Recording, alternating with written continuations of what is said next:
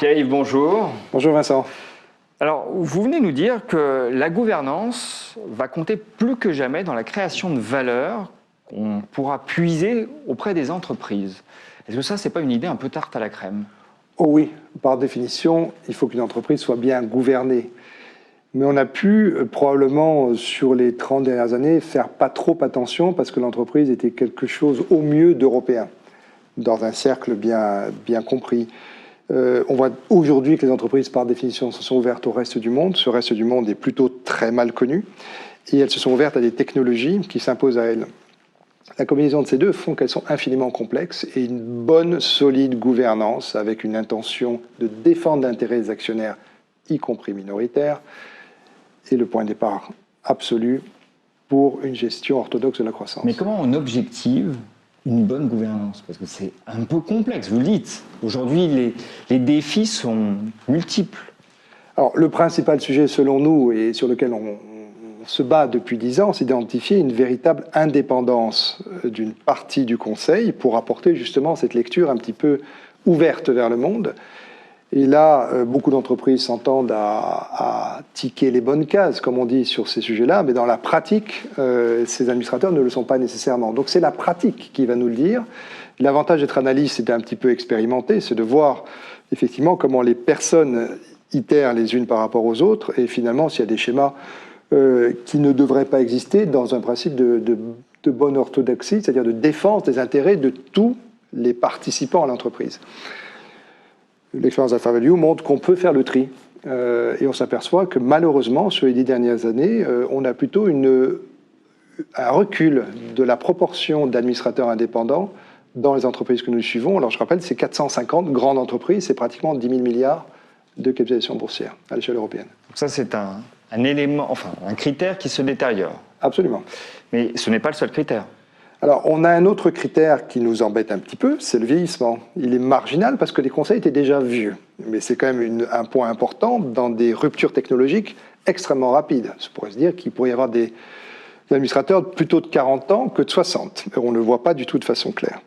Le critère positif, mais voulu par la loi, c'est que les femmes sont beaucoup mieux représentées dans les conseils d'administration. Et ça, c'est quelque chose de très sain, puisqu'elles amènent une diversité d'opinions. Là, on a cité 3 grands critères. Est-ce qu'il y en a un 4e? Alors, il y en a un autre qui nous intéresse beaucoup, c'est la diversité géographique des gens. Et on s'aperçoit là aussi que les conseils d'administration sont restés très conventionnels. C'est-à-dire qu'en gros, de 2 tiers à 100% des administrateurs appartiennent au drapeau du siège social de l'entreprise. On voit une tendance à l'amélioration, mais elle n'est pas spectaculaire. Est-ce que vous pouvez réellement démontrer que l'observance de ces critères, le respect de ces critères, aboutit à un surplus de création de valeur, à de la surperformance? Non, on a essayé, il faut être objectif, on a essayé de voir quelle était la transcription en performance financière. On peut utiliser des tas de ratios, notamment le return on equity, c'est-à-dire la rentabilité des capitaux actions déployés par l'entreprise. C'est pas clair du tout, il n'y a pas de paramètres simples qui permettent de vérifier ça.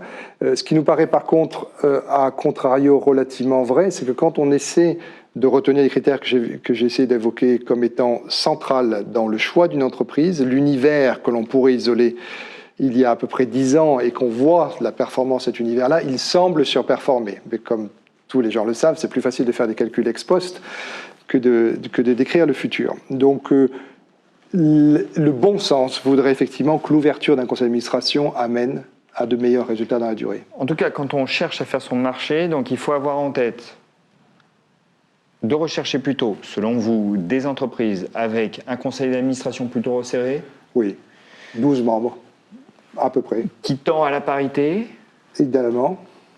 Qui est ouvert vers l'extérieur? C'est-à-dire, effectivement, avec peut-être 50% d'étrangers, au sens du drapeau. Et le 4e critère? Ce serait qu'il y ait quand même des gens indépendants qui portent pour au moins 50%. Donc l'indépendance du conseil d'administration, c'est peut-être même le critère essentiel. C'est le critère essentiel. Et ça, on ne le retrouve pas beaucoup, finalement. Non, on a dans le... Alors, il faut bien avoir en tête que le nombre d'administrateurs indépendants est fonction du profil de l'entreprise. Une très grande société sans contrôle majoritaire a tendance à avoir peut-être plus d'administrateurs indépendants parce qu'elle a compris cette urgente nécessité.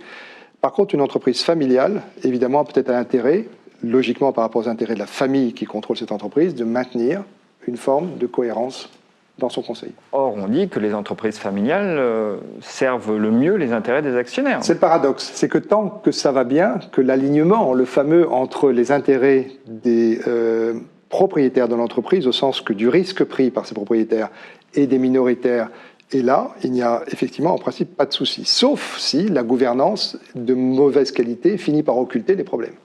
Bon, vous nous dites que la bonne gouvernance repose donc sur 4 critères, mais finalement, le respect de ces 4 critères, dans le panel que vous couvrez, vous le trouvez majoritairement dans quelle zone géographique ?